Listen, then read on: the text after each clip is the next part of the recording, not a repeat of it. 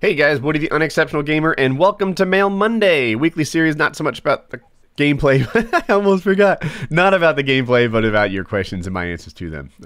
Having said that, there were some really cool guys in this game. They were super cool, they're subs, so I hope they see themselves and like it. Here we go!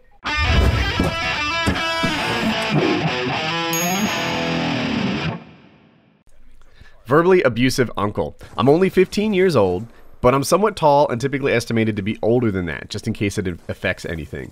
And I have some indirect family problems. I watched almost all your Mail Mondays, and most of my problems can be answered from an old episode, but this one's different, and it seems to be really rare, and there aren't that many situations about indirect family. Now, on to the actual problem. So around a year ago, my aunt and uncle, who both live in the same city, were having marriage problems and later got a divorce. My uncle, who's my mom's brother, is an alcoholic, which runs in the family. This is the reason they split. My uncle's been to Alcoholics Anonymous and 2 other programs, none of which helped. Around 6 months ago, he got his own place. Before then, he was mostly couch hopping, and his kids, who were 5 and 8, came over to my house on the weekends. For whatever reason, their kids, both boys, are really fond of me, and it's not unusual for me to ride over there and see them. Well, last Saturday, the kids were not in a good mood when I got to his house and later called their mom, my aunt, and my mom, so we had to stop by and pick them up. They said they wanted to go when we got there. He already had a couple of beers and seemed drunk. We told the boys it was time to go, and he began to yell and curse out my mom, with both the kids still right in front of him. My question is there anything I could do? I've heard that he has done this before, but being there really freaked me out. And I'm sure you can relate. If you were to imagine someone would be there screaming and cursing in front of Hope or Colin, that is how it feels. Anything that I could do about that? I don't care if this is Mail Monday or anything like that. I would just like some kind of reply. Sorry if I wasted your time. I love all your videos. Keep up the great work. I almost got the idea here that you think you could have won this. Or that it was your job to somehow win this verbal confrontation with a drunk uncle, and that's not the deal at all. Your job is not to beat this guy, and by you mentioning how you're a little bigger and stronger than most 15-year-olds, and you look a little bit older and stuff like that. I have it in my head that you're asking yourself, "Hey, Woody, should I have stepped up? Should I have manned up, and tried to beat up my uncle and see how that went?" No. I mean, this is a mistake that people make in all kinds of relationships. You don't win relationships, right? You just exist. You just shoot for mutual happiness. That's the goal. But in this case, you've got 2 kids here. They're 5 and 8-year-old boys, and they're the ones at risk. I think if you had any obligation in this thing, it's to be like the role model that they actually need. Their dad, your uncle, is not doing it right? The guy's an alcoholic. He's flipping his lid. He's cursing out his sister. This stuff is all craziness. So if you have any obligation to these kids, it's not to beat up their dad. It's not to defend your mom against their dad or any of that crazy stuff. Your obligation to these kids is to be the sort of person that they should grow up to be, right? If you want to help them break the cycle and not be their father, right? This guy's pretty flawed right now, and he's probably not serving as the kind of role model that these guys need. So, was there something you were supposed to do in this situation? No, I don't think so. Not at all. Maybe if he had done more than just yell, you could have helped to de-escalate it, right? To calm things down, to pull people apart, or to help him understand that he's just entered crazy town. But your job was certainly not to win this thing. If you want to win, you make these 2 kids winners. That's your objective in this thing.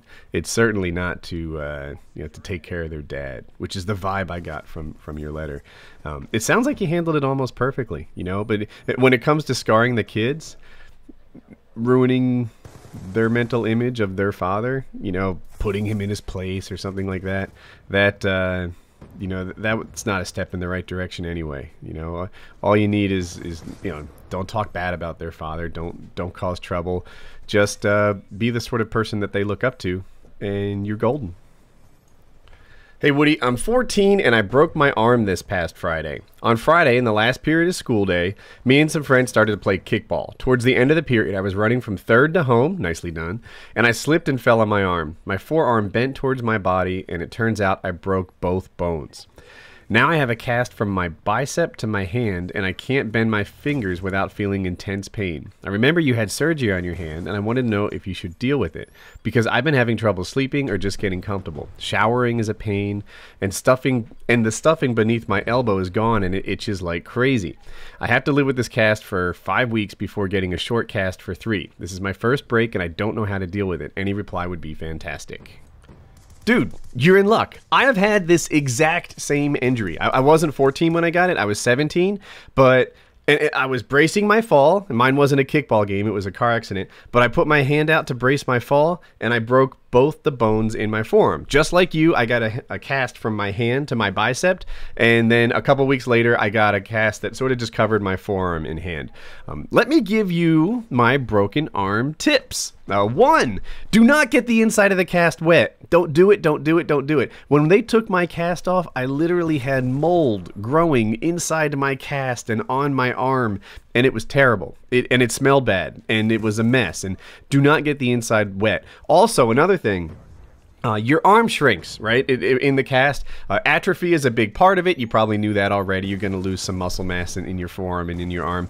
But the other part is when they put the cast on, you probably had some swelling from the broken arm and from setting it and stuff like that. And that swelling will go away. So both losing the muscle and losing the swelling is going to result in a pretty loose cast. So as the cast gets loose, you need to know that the thing that's in there is weak and extra vulnerable. You know, this thing is weak for longer than you know. You're wearing a cast for 8 weeks. Cool, I got that.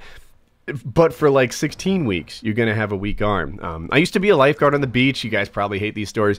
But more than once, I've had people go to the beach who recently had their cast taken off and break their legs, you know, because they were just jumping around twice, more than once, right?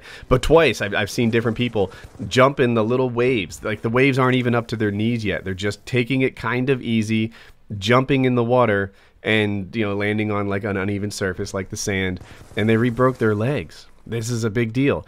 When you get that cast off, it's still weak, and you need to baby it and understand. Towards the end of having the cast, when you're like 6 weeks in, it's going to feel like you've got a club. It doesn't hurt anymore. It's super protective. It's awesome. But the second you get the cast off, you're going to realize how weak it was, and the chances that you took were stupid. So don't get the inside wet. Recognize that this thing's going to get loose, and you're going to be weak and exposed even inside the cast. And what was the last thing? Oh, after the cast comes off, recognize the thing stays weak. I think those were my points in there. But yeah, mostly, you know, you're going to be okay. If you have any lumps from the cast coming off, then you need to get that dealt with. That to me was a life-changing mistake I didn't make. When my cast came off, I had some sort of growth inside a nerve, you know, right where it broke. I guess the bone hit the nerve or caused some sort of trouble, and it grew too long, and then the surgery to fix it, they had to remove more of the nerve than they would have if we dealt with it sooner. And now I have basically like a crippled hand from this accident.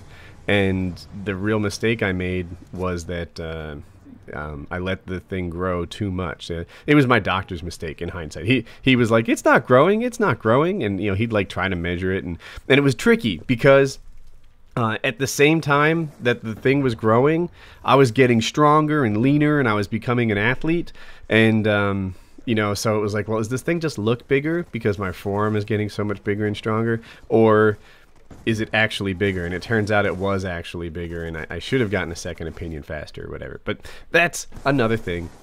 Let's go to the next letter.